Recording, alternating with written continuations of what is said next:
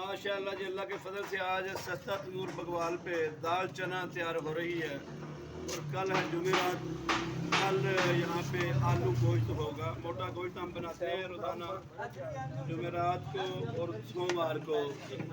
बाकी दिनों में दाल और सब्ज़ी होती है। अल्हम्दुलिल्लाह 7-8 किलो गोश्त होता है।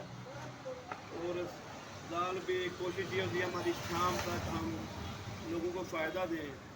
रोज़ाना की बुनियाद पे तकरीबन 1300 से 1400 रोटी और एक ये देच का बड़ा सालन का हमारा लग रहा है। अल्लाह के फजल से लोग फ़ायदा उठा रहे हैं।